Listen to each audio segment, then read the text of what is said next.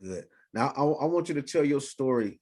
I want you to tell your story of your testimony of what got you, what changed your heart, what changed your mind, your life.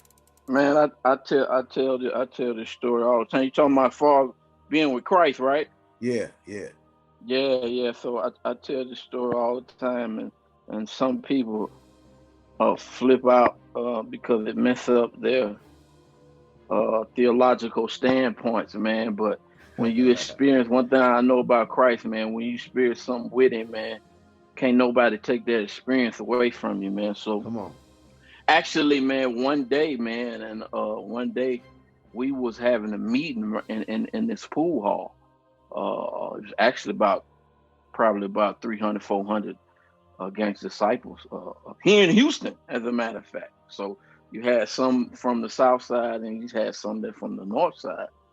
And after we had this meeting, man, I came out the pool hall, bro, and I went like by myself in the corner, and they started coming out the pool hall. I'm by myself in the corner. I hear this voice. Now I ain't saying God open the sky, nothing like that. You know what I'm saying? But I hear this Okay. voice that say, "If they listen to you for the bad, what makes you think they won't listen to you for the good?" Right? Wow. And I thought I was tripping, man. So I'm looking back and forth, and this dude walked up, and I'm like, "You say something to me?" Like, "No, I just walked up." And from there, I go home, man, and start thinking. I say, "Man, that's God talking to me."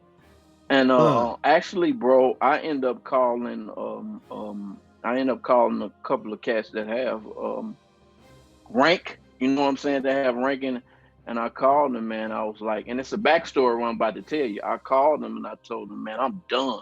Like, you can have that, right? Right. You can give that to whoever you want to give it to, man. I said, I heard God tell me something, and I'm done, right? And one of the guys ended up telling me, G Child, this is what you're gonna do. Make sure you be for real with it.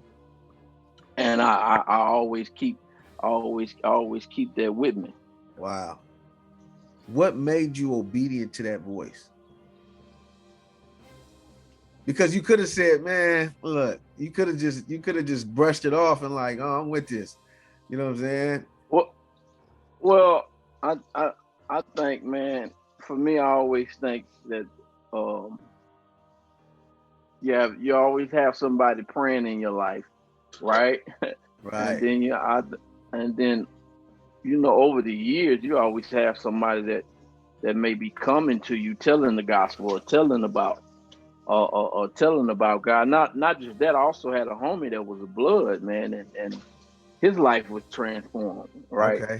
in front of my eyes as well. So you can see God doing it's kind of the same thing with Paul, right? Paul wasn't transformed on the Damascus road. That's what everybody. But you look at Paul was right there when Stephen got killed, right? Right. When Stephen was stoned, right? Right. Paul got to witness somebody stand tall for what they believe in, man. You know what I'm Right. saying? Yeah. Right. And then the Holy Spirit start doing His work.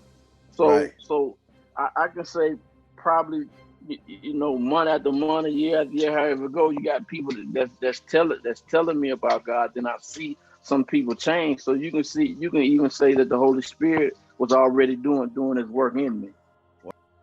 What is the effect? Like what is no? What is the cause of this bloody warfare that's been going on this last 6 months? This is their voice, bro. Mm, They trying to talk to you, you ain't listening. So mm. this the only way they know how to get your attention, Wow. right? Come on. Come on. Talk This about is it. how they talk. Yeah, this Yeah. is how they talk. If and if I think sometimes. So just think about that.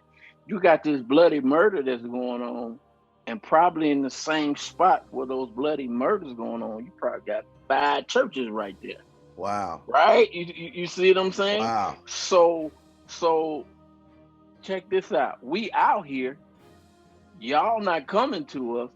So Mm. guess what? You see us and you don't hear us, we gonna make you hear us, Wow. right?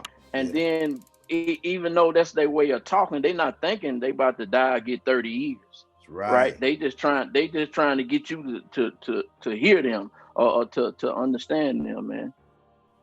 Have people inside those churches really been impacted themselves, Right. right? Or not only that, do those people inside those churches have anything to give anybody? So have they been imparted? Like, have their leadership really impart in anything in them, right? Right. Because if I mean, if it's what's really going on, they would be the first to engage those on the corner. We keep forgetting them, but we keep forgetting Christ told us in Matthew 28 to do what? To go, Go. right? We Yeah. we we, Make we can go with disciples. the rest of the stuff later. But the Right. first thing he said was go, man. Right. Go. And that means outside of your doorstep, right? That Mm. means as soon as your legs hit the floor when you get out of bed, man. Mm. So if you have not been imparted anything, right, you don't know Right. how to engage anybody, man. So we gotta look at the leadership, right? That's in the church. We're not teaching outreach. We're not teaching the Mm. disciple. And I say churches as a whole. That Yeah. ain't we ain't doing. So if we not teaching outreach or discipleship, we definitely not going to do it with the gangsters or the dope dealers or the pimps or the hustlers that's on our block, because we don't know how to engage. What do you think the church is lacking? What do you think the church is lacking when it comes to this particular subject? So I always said, man, I'm gonna keep it in layman term. The church is lacking three things, man. Number one, man, I say they're lacking emotional intelligence, they're Mm. lacking cultural intelligence, they're lacking relational intelligence, man. Okay. You know what I'm saying? Okay. Number that the church has another culture right outside of their building, Right. right? Right. And Right. you don't even understand the culture that's right outside of your building. You Come on, have to man. you have to get to know that culture, Yeah. especially what, especially to bring the gospel to that Right. culture. To that You got to culture. get to know and understand that culture, right? Right. I always said that theology must speak the language of the culture, no matter Mm. what culture is in. Because Nuggets. if it doesn't speak the language of the culture, then they're not going to get your theology. They're Right. not going to get your, matter of fact, they ain't going to understand what you even talking about, bro. You know what I'm Yeah. saying? They're Right. not going to be, it's not going to be able to reach them, Mm. right? Something that I could talk to C.S. Lewis about, Right. I couldn't say the same thing to the cats on the hood. It Right. won't reach them. You Mm. you know what I'm saying? It may reach C.S. Lewis, but it won't reach them. Right. Also, what I mean with emotional intelligence, man, is the emotions that are involved. Understanding your emotion as a church as you were dealing with other people, and understand their emotions as well as you dealing with each other.